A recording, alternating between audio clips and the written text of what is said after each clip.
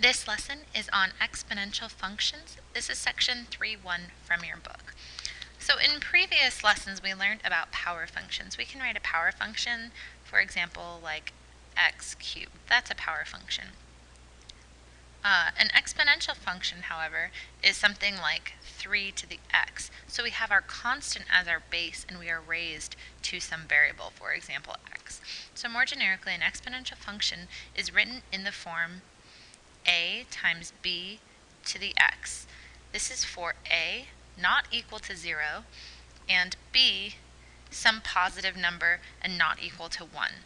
Exponential functions produce two basic types of graphs. We can have increasing or decreasing. If we have an increasing exponential function, this is defined as exponential growth. And this happens when b is greater than 0. So again, for example, 3 raised to the power of x is going to give you an exponential growth. Decreasing functions are called exponential decay. So we have growth and we have decay. We have exponential decay whenever b is less than 1 and greater than 0. So this might be an equation like 1/2 raised to the power of x. So we can look at some examples like what exponential growth and exponential decay look like, and we're going to get these graphs where we are suddenly jutting up really, really high at some value, this exponential growth, and then at exponential decay we're sort of starting with that value and getting smaller as we continue. So using the same rules we learned in algebra, we can move or transform the graphs of exponential graphs. So in order to move it up or down, if we started with some b to the x, what we would do to move that unit up or down is to add a k at the end. So this might be 3x plus 2. That's going to move our exponential graph up 2. If we wanted to move it left or right, that's when we're dealing with the x, right? So we have x minus h, for example, b to the x minus h. That's going to move it left or right. So if we had 3 times x minus 2, 3 raised to the power of x minus 2, that would move our exponential graph 2 to the right. If we want to expand it vertically, then we're going to multiply out at the beginning by some other term. So we have a times b raised to the x. And again, if we had something like 6 raised to the x instead of 3 raised to the x, we're going to have a steeper function quicker. So maybe this one is 6 to the x and this one is 3 raised to the power of x. One of the most commonly used exponential functions is with the number e as the base. So if you have something like e to the power of x, e raised to the x, that's a very, very common exponential function. Exponential growth and decay is helpful to describe compound interest. So if you invest some principal P and you have an annual interest rate of R, you're going to have an account balance of A. So let's just get some variables out there to talk about. So again, you're going to the bank, you have some interest rate that you're accruing, you put in a deposit, at the end of the year you get that interest rate multiplied by what your deposit was, and that's your new balance. Well, what happens is the next year, your starting balance is whatever it was as a result of that interest that you multiplied. So now you have a bigger starting balance just based on the fact that you had interest. And you're going to earn more money, additional interest, based on that new rate that you have for the next year. So this happens over and over. So after 1 year, the balance equals your original balance plus the interest earned as your new starting balance for year 2. The way we describe this is to say that the interest is compounded annually, which means once a year, that's when we add this interest to our original value that we're starting with in order to get our new one. So if we look at what happens over years as they go by, year 0, when we were just starting year 0, our final account balance is just equal to our original investment or our principal. That's how we can define that. After year 1, we have that original year that we had, year 0, plus we have year 0 times our interest rate. We can rewrite that as A1, so my account balance on year 1 is equal to account balance year 0 times 1 plus r. But we know that A0 is just equal to P, so we can replace that A0 with a P. Next year we have A2 is equal to A1 times 1 plus R. Again, that would be A1 plus A1 times R. Well, if we look above, our A1 was equal to P times 1 plus R. So now we have P times 1 plus R times 1 plus R, right? We're just replacing the variables that we already found. This is the same as our year 2 account balance is equal to P times 1 plus R squared. We're going to do this again with year 3. We're going to end up with our account on year 3 is equal to our principal, whatever we started with, times 1 plus R cubed. Account year 4, we're ending up with, I'm sorry, that should say 4. So we have A4 equals P times 1 plus R to the 4th. So the pattern that we see is an exponential function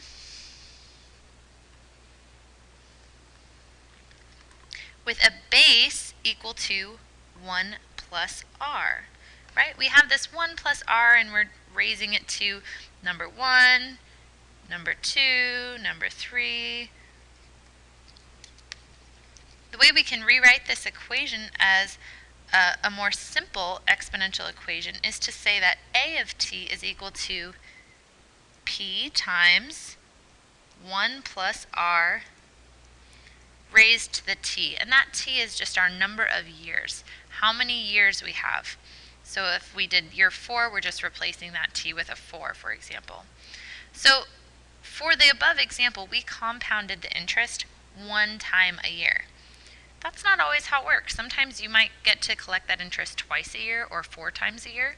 And so we can compound it n times per year. The original equation, we just did n is equal to 1.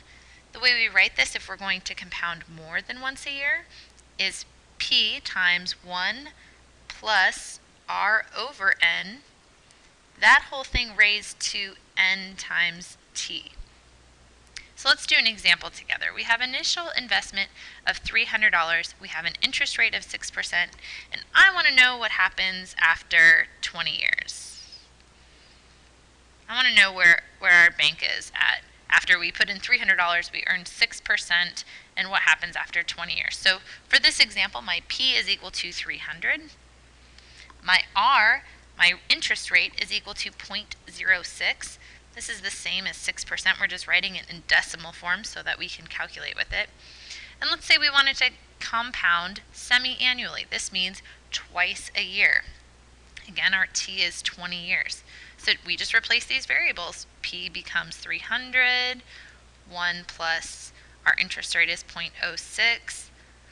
Our N has to do with this semi-annual, right? Our N is equal to 2.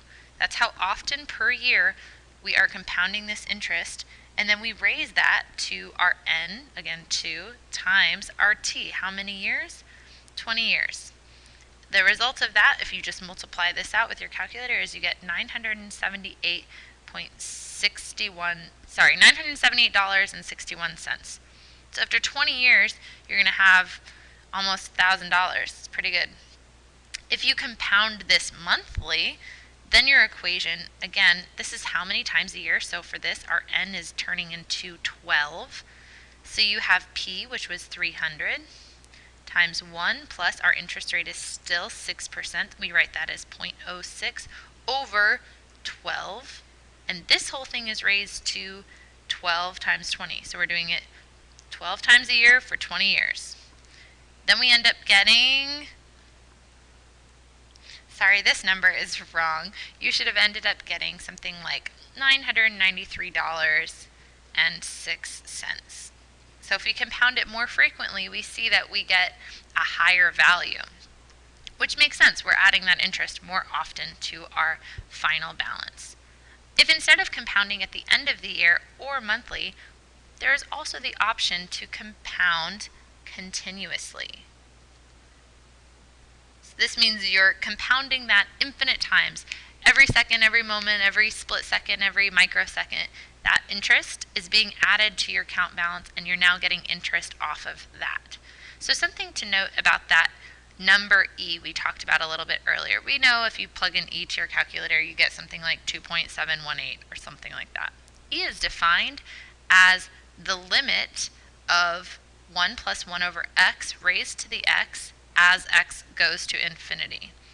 So therefore, we can actually change our equation we had before. We had this a equals p times 1 plus r over n, and n times t. Now, what we have is we have that n going to infinity. So we can replace it with e. We end up, if we're compounding this interest continuously, with an equation that says a equals p times e raised to the r times t. A equals PERT. You have PERT written down. So you have whatever your initial account balance was times e raised to the rate times the time. Again, that time is how many years. So we can simplify these two examples to generic equations for either exponential growth or decay or continuous exponential growth or decay.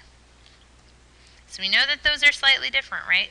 For one, we can compound at more than once a year, for example, or another one we compound continuously all the time. So we end up with that original equation we had before, n equals n base 0 times 1 plus r raised to the t, or if we're doing continuous, we end up with this e variable, and the same as above.